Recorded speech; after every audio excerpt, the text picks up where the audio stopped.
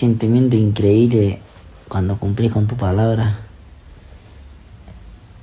Y qué sentimiento feo cuando no podía dejar de hacer las cosas que no tenía nada que hacer.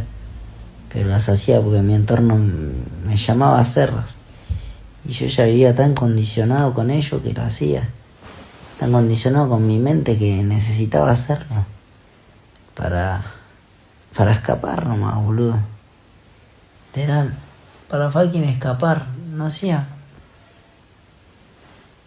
las cosas que hago ahora, pero ni a 2 patas, boludo. Ni a media pata, ni a media máquina me alcanzaría para todo lo que estoy haciendo. Y aún así, no siento ni que sea mucho trabajo. Me voy a dormir satisfecho, pero no conforme con que todavía me queda para llegar a ese 100%.